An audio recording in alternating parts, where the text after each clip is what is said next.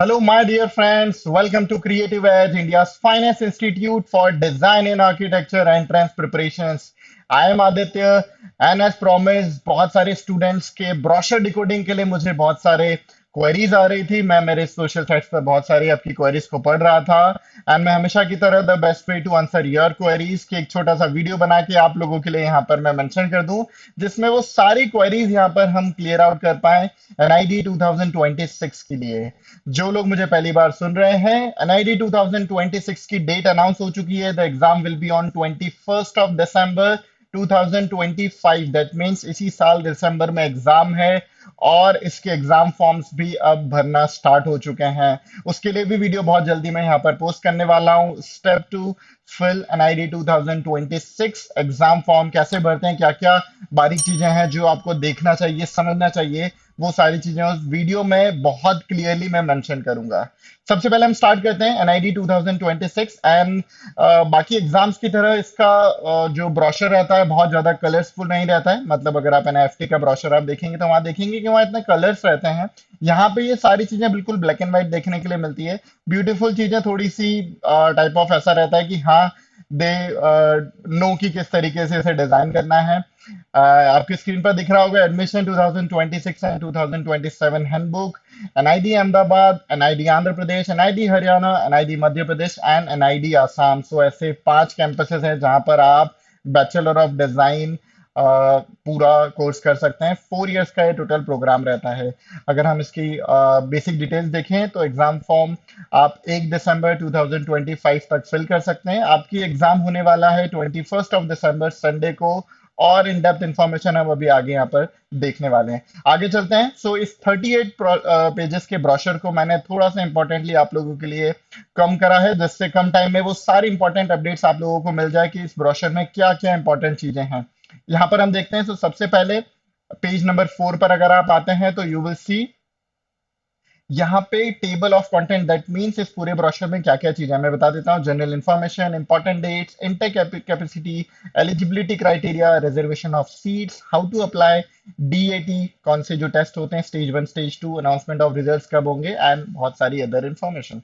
तो हम इस पूरे ब्रोशर को 38 पेज को कितना फास्टेस्ट, नॉट फास्टेस्ट, कितना इन डेप्थ यहाँ पर समझ सकते हैं, मैं उस वीडियो में अभी आपको ये बताने वाला हूँ। चलो आगे चलते हैं। सो पेज नंबर 5 पर हम जैसे ही आते हैं तो see general information and NID Ahmedabad के बारे में। It's an extension campus at Gandhinagar and Bengaluru. जो स्टूडेंट्स पीजी मतलब मास्टर्स के लिए अप्लाई कर रहे हैं उन्हें बता देता हूँ, मास्टर्स के लिए 3 कैंपसेस रहते हैं, NID Ahmedabad, NID Bengaluru and NID Gandhinagar. यहाँ पे आप अपने मास्टर्स कर सकते हैं।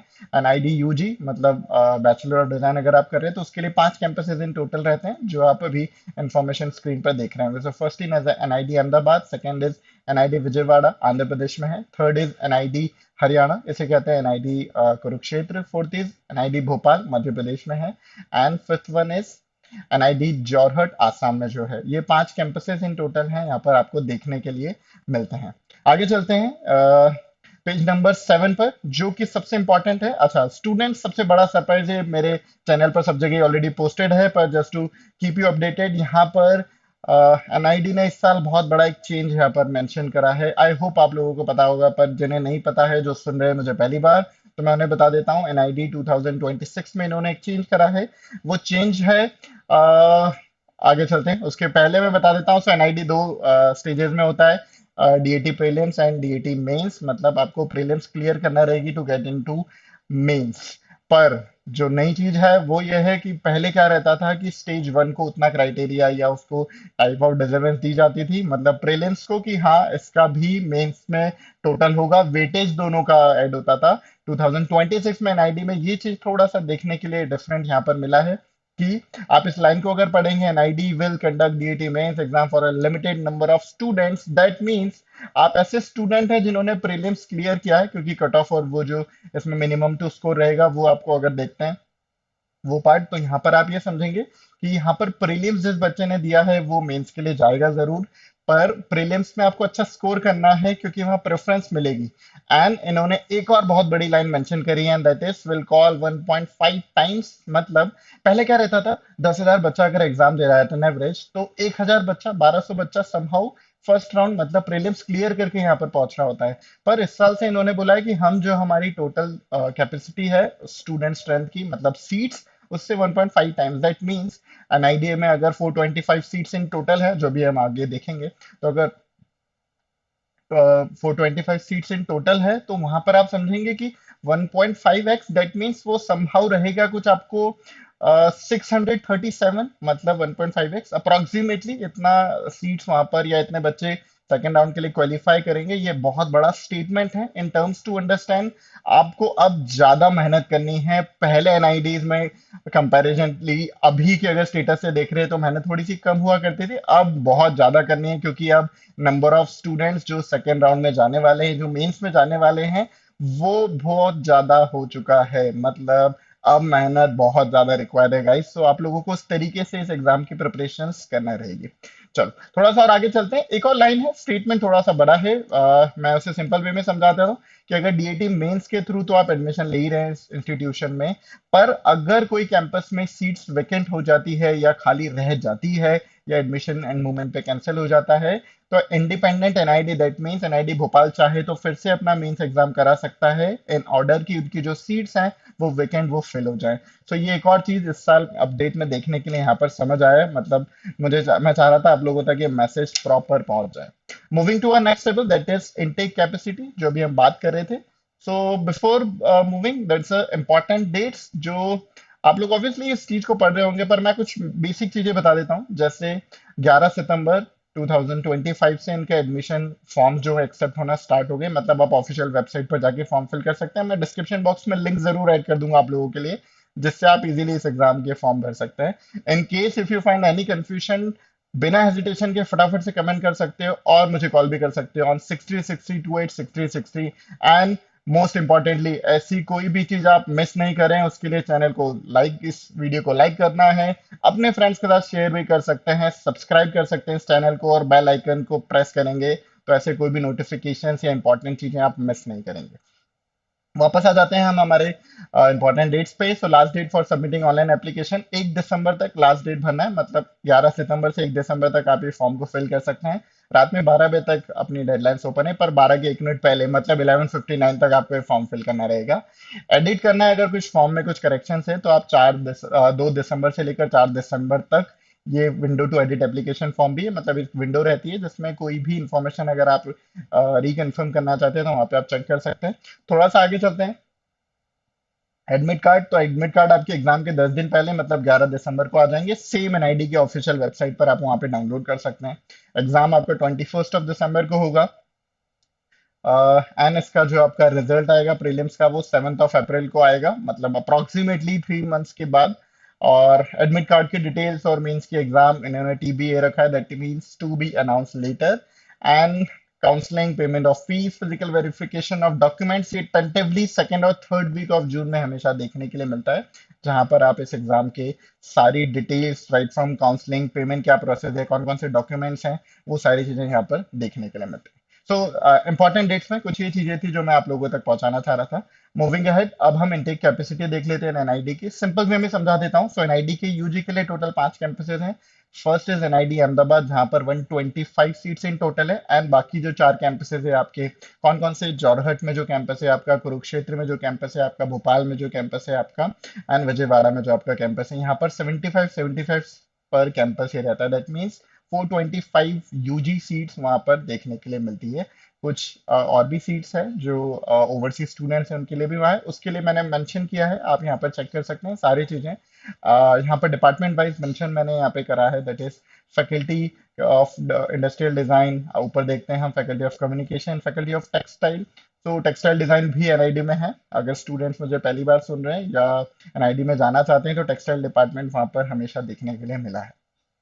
आगे चलते हैं आंध्र प्रदेश, सेम जो मैंने अभी बताया 25 सीट्स आंध्र प्रदेश में, 75, हरियाणा में 75, भोपाल में 75, एंड आसाम जोरहट में 75। ऐसे करके ये 425 से इन टोटल रेगुलर मेंशन है जो आपकी स्क्रीन पर आप लोग देख रहे हैं। एलिजिबिलिटी क्राइटेरिया में बहुत ज्यादा मेजर चेंजेस हमेशा देखने के लिए नहीं मिलते हैं, ये बहुत सिंपल रखते हैं। दो टाइप की एलिजिबिलिटी रहती है। फर्स्ट इज एजुकेशनल एलिजिबिलिटी, मतलब आप कौन सी क्लास में कब पास आउट हुए वो, and second is your age criteria.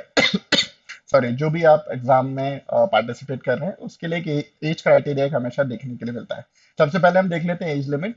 So Indian nationals in general category and general EWS category ये 1 जुलाई 2020 2005 को बॉर्न हुआ है या इसके बाद बॉर्न हुए हैं तो एलिजिबल है, अगर आप general and general EWS category को बिलोंग करते हैं।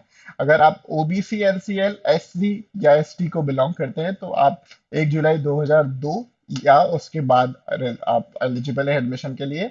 पीडब्ल्यूडी कैटेगरी उन लोगों के लिए वन 1 जुलाई 2000, दैट मीन्स 5 साल का रिलैक्सेशन है। आप स्क्रीन पर देख रहे होंगे ऊपर 2005 से लेकर 2000 तक आ गया, दैट मीन्स 5 ईयर्स का टोटल रिलैक्सेशन है। And foreign nationals, that means जो ओवरसीज स्टूडेंट्स हैं उनके लिए सेम जो हमारा जनरल एंड ओपन कैटेगरी के लिए 1 जुलाई 2005, ये इनका एलिजिबिलिटी एज क्राइटेरिया है। आगे चलते हैं, एजुकेशनल क्वालिफिकेशन। सो ऐसा बच्चा जो 2026 में या तो पास होगा, मतलब 2026 में पास होगा, या फिर इसके पहले पास हो चुका है, 2025 में पास हो चुका है, वो बच्चा इस एग्जाम के लिए एलिजिबल है। यहाँ पर बहुत क्लियरली मेंशन है, applications are open for the academic year are open to candidates which have passed और will appear for 12th, that means qualification in 2025 या 26 in any stream, arts, science, commerce, humanities या in subject में कोई भी recognise board है, such as CBSE, कोई मतलब state board हो, आईबी हो, आईसीएसई हो या सीबीएसई हो, आप जो भी इस बोर्ड से बिलोंग करते हैं आप एलिजिबल है इस एग्जाम के लिए। एक और नीचे लाइन लिखी है कि अगर आप 15 जुलाई 2026 के पहले अगर आप अपने मार्कशीट सबमिट कर देते हैं तो आपके डॉक्यूमेंट्स वेरीफाई हो सकते हैं। अगर कोई भी कंडीशन में आप अगर इस डेट तक अगर आप सिलेक्ट होकर सबमिट नहीं कर पाए तो आपका जो एडमिशन है स्टैंड्स एज कैंसल्ड, मतलब आपके डॉक्यूमेंट्स सभी कुछ, इवन मार्कशीट भी अगर 15 जुलाई 2026 तक नहीं सबमिट कर पाए, आप एनआईडी में सिलेक्ट हो गए तो आपका एडमिशन ऑटोमेटिकली कैंसिल होगा। थोड़ा सा रिजिड साउंड कर रहा है पर हाँ उन्होंने बहुत क्लियरली यहाँ पर ये मेंशन करा। आगे चलते हैं, कौन कौन सी एग्जाम्स कंसिडर रहती है, मतलब किस तरीके से इसे देखा जाता है वो मैं बता देता हूँ आपको। जो अभी मैंने बताया, कोई भी स्टेट बोर्ड है, कोई भी एग्जाम, कोई भी जो 2 ईयर जॉइंट सर्विसेज विंग या नेशनल डिफेंस एकेडमी से बिलोंग करते हैं वो भी हैं, कोई भी पब्लिक स्कूल बोर्ड और यूनिवर्सिटी जिन्होंने इंडिया फॉरेन कंट्री में रिकग्नाइज है वो भी एलिजिबल हैं। एचएससी का वोकेशनल एग्जामिनेशन सर्टिफिकेट भी कैंसिल है, एक्सेप्टेड है। जनरल सर्टिफिकेशन ये भी है, AICT approve 3 year diploma after your 10th class, please mark my word, 10th class के बाद 3 साल का डिप्लोमा अगर आपने करा हो टेक्निकल एजुकेशन में, जहाँ भी लिस्ट इन्होंने मेंशन किया है इस पर जाके आप लिस्ट पर वो चेक कर सकते हैं, वो भी स्टूडेंट्स इस एग्जाम के लिए एलिजिबल है। And next is overseas category, जो मैं बता रहा था कि हर कैंपस में there are seats for overseas students जो इन एग्जाम्स को लिख सकते हैं, मतलब उनके लिए सीट्स वहाँ पे अलॉटेड है ऑलरेडी। तो एनआईडी अहमदाबाद, भोपाल, आंध्र प्रदेश, हरियाणा, यहाँ पर ये सीट्स 19 11 11 11 के रेशो में देखने के लिए मिलती है।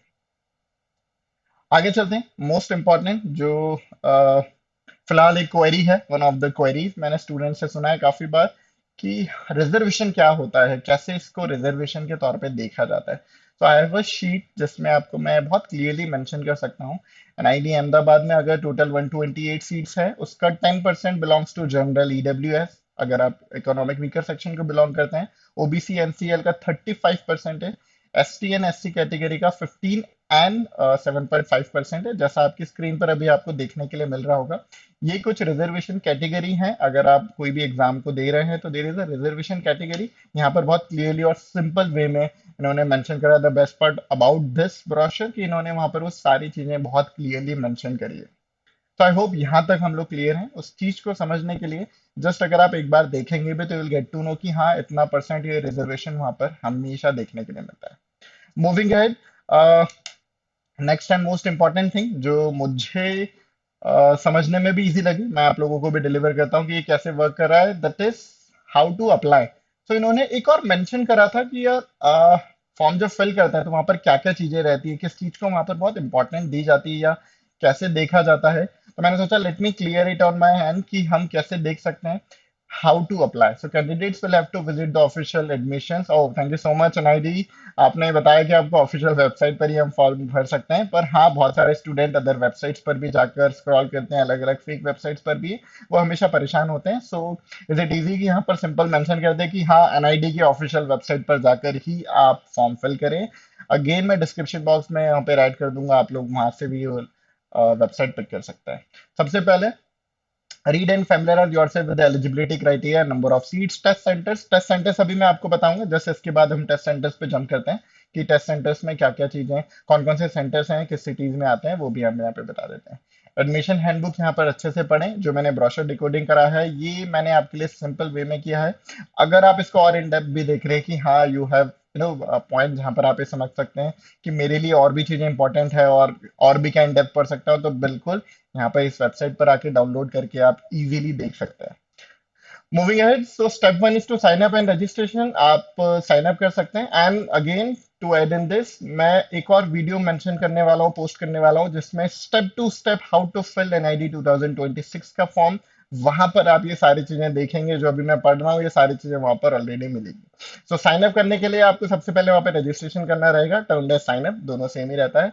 वहां पर आपको आपका valid email address, mobile number जिसपे ओटीपी मिल जाए, आपको ऐसा नंबर देना है। ऐसा नहीं कि जो ईमेल आईडी डाल दिया वो बहुत टाइम से बंद है, ऐसा नहीं। जो भी एक्टिव ईमेल आईडी है एंड जिसपे ओटीपी आ जाए वो यहाँ पर आपको मेंशन करना है। एक और इंपॉर्टेंट चीज है जो मैं जस्ट आप लोगों के लिए सिलेक्ट कर रहा हूँ। So the name of the candidate, program applied in, date of birth, registered email ID and registered mobile number can not be change at any time. जो मैं स्टार्टिंग में बता रहा था कि आपको आपका जो विंडो ओपन होगा फॉर द करेक्शन, वहां पर आप आपका नेम चेंज नहीं कर सकते हैं। किस प्रोग्राम के लिए अप्लाई किया वो नहीं, date of birth, registered email ID and registered mobile number किसी भी कॉस्ट पर वहां पर चेंज नहीं होने वाला है। Ensure that the email ID and mobile number is active till 31 अगस्त 2026 तक। मतलब आपका ईमेल आईडी मोबाइल नंबर अभी तक तो एक्टिव होना चाहिए था, इसलिए आप वहां पर फॉर्म भरने में आपको हेल्प हो जाएगी। ठीक है।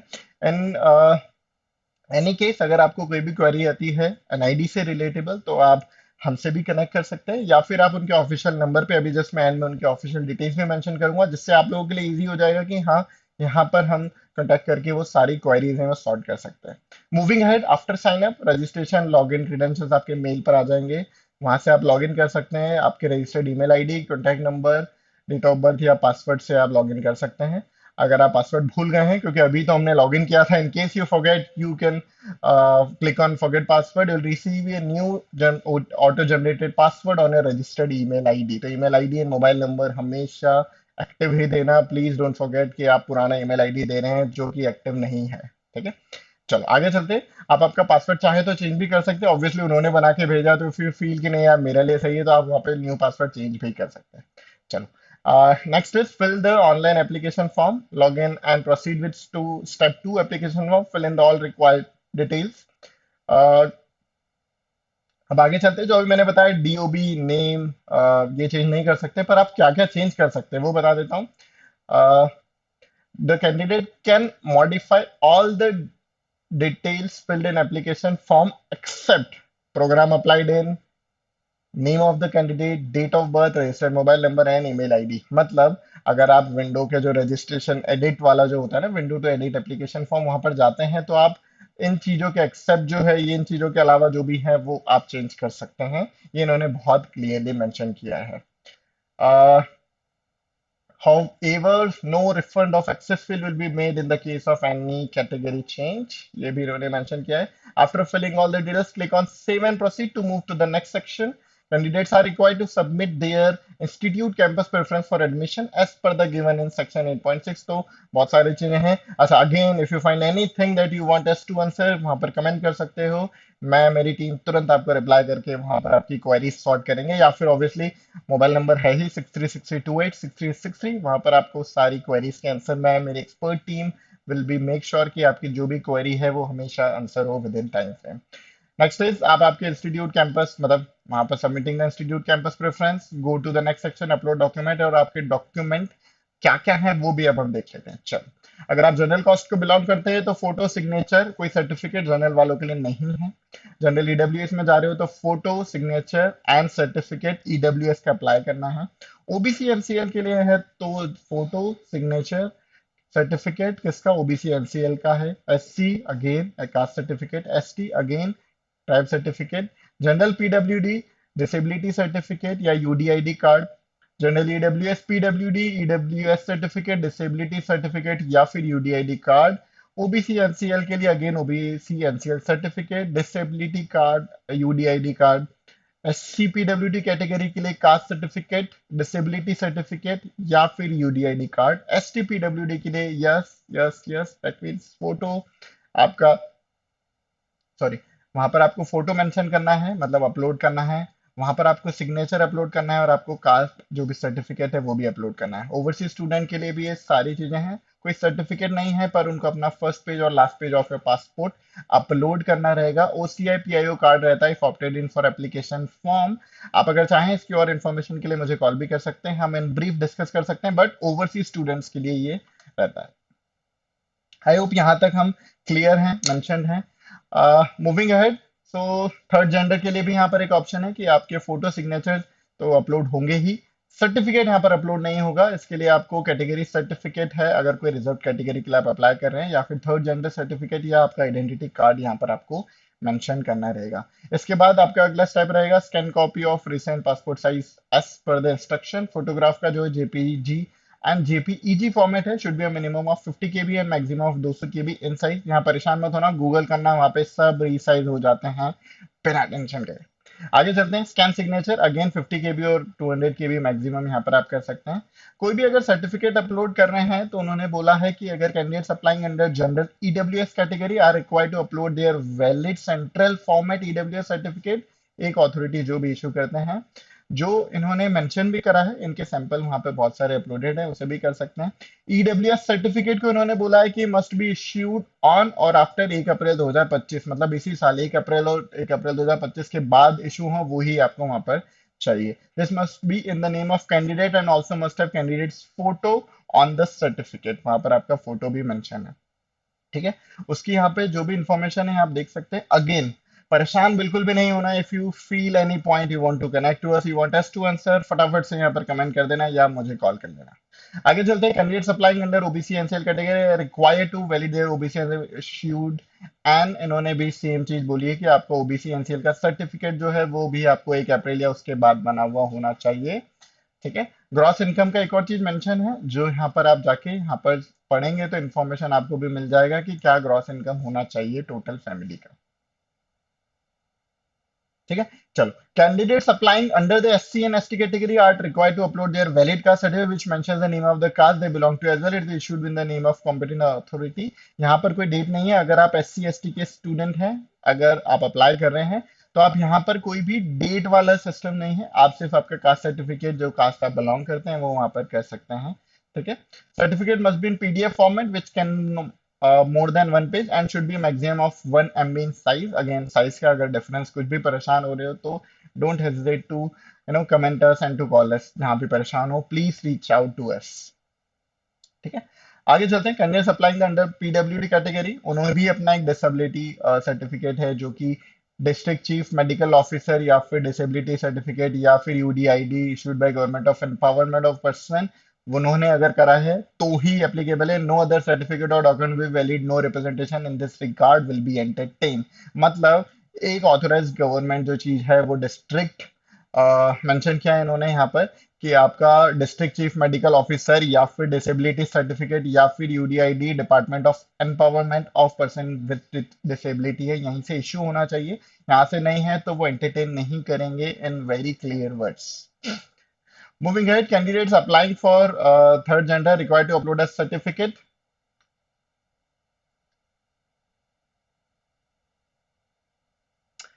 Candidates applying under the third gender required to upload a certificate. Again, district magistrate or equivalent authority under the transgender person protection of rights, इन्हें भी सेम वही अपलोड करना है डॉक्यूमेंट्स जो अभी हम यहाँ पर समझ रहे थे। एंड उन्होंने उस अथॉरिटी का नाम भी बताया कि इसके अलावा अगर कहीं रह रहे हैं या कहीं से भी सर्टिफिकेट या कुछ भी मेंशन है तो वो वहां पर भी एंटरटेनमेंट नहीं किया जाएगा। तो गाइस प्लीज जब भी आप फॉर्म फिल करें तो आप बिना परेशान हुए अच्छे से सोच समझकर वैलिड फॉर्म भरें, जिससे आपको वो चीजों के लिए टेंशन नहीं है। And again same goes with overseas category, जिनका फर्स्ट एंड लास्ट पेज है वैलिड सर्टिफिकेट का, उनकी सारी पर्सनल इंफॉर्मेशन है वो सब कुछ यहाँ पर मेंशन करना रहेगी। Click and save proceed to go to the next session to pay the application fees. Application fees क्या है वो भी हम जस्ट आगे देख लेते हैं कि क्या क्या एप्लीकेशन फीस है। ठीक है, सो application fee general general EWS OBC NCL students के लिए 3000 है, फीमेल कैंडिडेट्स के लिए 2000 है। S C S T and PWD की वो फीमेल कैंडिडेट नहीं होने चाहिए क्योंकि S T and S C candidate के लिए 1500 रुपीज है। एंड पीडब्ल्यूडी कैंडिडेट्स के लिए 500 रुपीज है। वही थर्ड जेंडर के लिए भी ये 500 रुपीज इन टोटल है। ऑल्सो ओवरसीज कैंडिडेट्स के लिए यूएसएस डॉलर है 125। सो ये फीस है, एप्लीकेशन फीस है ना, इसमें सब कुछ mentioned है। The application fee mentioned above does not include any bank transaction, convenience fee and the same as applicable will have to be borne by the candidate। अगर कोई वेबसाइट हैंडलिंग चार्जेस और जो भी रहता है, अगर ऐसा कुछ है, कोई डेबिट कार्ड है, कुछ क्रेडिट कार्ड से आप कर रहे हैं, अगर आप एडिशनली पे करते हैं तो फिर आपको यहाँ पर वो करना ही रहेगा पे। ठीक है, चलो इसके बाद आप डायरेक्टली जा सकते हैं। एंड वो बोल रहे हैं कि in case if you want to edit something, 2 दिसंबर को शाम को 4 बजे से लेकर 12 बजे तक, 4 दिसंबर 2 दिन का टोटल टाइम मिलने वाला है, जहां पर आप ये इंफॉर्मेशन करेक्ट करके वापस से फिल कर सकते हैं। ठीक है, moving ahead. So next is test centres. Let's say अब हम टेस्ट सेंटर्स की बात करते हैं। बिफोर दिस कि मैं आपको एक और चीज मेंशन कर देता हूँ। Student, that is design aptitude test, DAT prelims and mains, 2 stages में एग्जाम होगा। जो प्रीलिम्स है वो 21 दिसंबर को है। मैंने सबसे पहले यही बताया था, but just to be very sure, double check कि 21 दिसंबर को ये एग्जाम प्रीलिम्स आप देने वाले हैं। ठीक है, बहुत सारे अलग अलग सेंटर्स पर रहता है। मैं उसके लिए जस्ट यहाँ पर मेंशन कर देता हूँ। The DAT prelims will be conducted in the following cities across India: Ahmedabad, Bengaluru, Bhopal, Bhubaneswar, Chandigarh, Chennai, Dehradun, Hyderabad, Jaipur, Jorhat, Kochi, Kolkata, Lucknow, Mumbai, Nagpur, New Delhi and Patna. और सिटी में have more than one test centre, मतलब एक सिटी में 2 सेंटर भी हो सकते हैं, पर डिपेंड करता है एनआईडी पर, वो अलॉट करते हैं या नहीं करते हैं। एंड थोड़ा सा और इंपॉर्टेंट, जैसे मैं बोल्ड कर देता हूँ, any request for change of test centre will not be entertain once the window to edit application form closes. मतलब इन केस कुछ गलत फॉर्म इंफॉर्मेशन भर दी है, सिटी कहीं और भर दिया है, गलती से कुछ हो गया है, तो उसे आप करेक्ट कर सकते हैं। पर कब तक? 4 दिसंबर को रात में 12 बजे तक। उसके बाद ये भी कंप्लीटली शट हो जाएगा एंड आप उसमें कोई भी मॉडिफिकेशंस नहीं कर सकते हैं, आपको ट्रेवल करना ही पड़ेगा। आई होप यहाँ तक we are very clear 10 centres तक। Next is final merit list.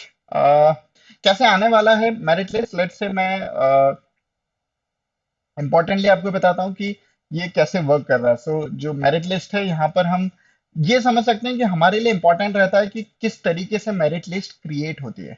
The final merit list of NIT Ahmedabad will be generated category wise: open, general, EWS, OBC, NCL, SC, ST and PWD as per the merit based on the score obtained by the candidates in DAT mains. Separate merits will be prepared for overseas students for BTES and ID will use the score for DAT mains to the respective institution। जो मैंने starting में बात बताई थी कि इन्होंने इस तरीके से मेंशन किया है कि आपको एनआईडी मेंस की जो शॉर्टलिस्ट होगा वो इस तरीके से होगा, प्रीलिम्स को इस तरीके से कंसीडर किया जाएगा। And most important thing, prelims का मतलब ये है कि आपका बेस्ट आपको शॉट देना है, वहां पर उसे प्रेफरेंस जरूर मिलेगा। जस्ट बिकॉज, क्योंकि अगर 100 बच्चा एग्जाम लिख रहा है तो क्या 10 को ही प्रेफरेंस मिलेगा? नहीं, टॉप 10 को मिलेगा जिनका बेस्ट है। तो आपको उस तरीके से अपनी तैयारी रखना है कि हम कितना बेस्ट उस प्रीलिम्स में मेंशन कर सकते हैं। एंड आपका डबल बेस्ट उससे भी, जो स्पीड से, जो एक्यूरेसी से, और जो आपने फोकस तरीके से प्रीलिम्स दिया उससे डबल तरीके से हमें, या फिर मैं तो कहता हूँ 10x तरीके से, क्योंकि यार ये वाला एग्जाम के साथ तो आपका करियर जुड़ा हुआ है। तो यहाँ पर आप 10x भी अगर आप आपका बेस्ट दोगे तो यू विल फाइंड कि मेरे लिए सबसे बेटर क्या ऑप्शंस हैं। Moving ahead and last but not the least, तो देर आर मल्टीपल डॉक्यूमेंट्स जो एज अ स्टूडेंट आपको कैरी करना रहेंगे, मतलब बिफोर फिलिंग दिस फॉर्म आपके पास इन हैंड होना चाहिए। ठीक है, वो हम देख लेते हैं। Any one valid photo identity, Aadhaar card, election ID, licence, PAN card या पासपोर्ट, ये आपके पास होना चाहिए। बर्थ सर्टिफिकेट या स्कूल लिविंग सर्टिफिकेट जिसमें डेट मेंशन हो, वो आपके पास होना चाहिए। क्लास 10 की मार्कशीट रहना चाहिए। क्लास 12 की मार्कशीट, अगर इनके स्टूडेंट्स आप 12th अपियर कर चुके हैं तो ऑब्वियसली आपके पास होगा, पर जो स्टूडेंट्स अपियर नहीं कर रहे हैं, मतलब वो आपके पास एटलीस्ट होना चाहिए।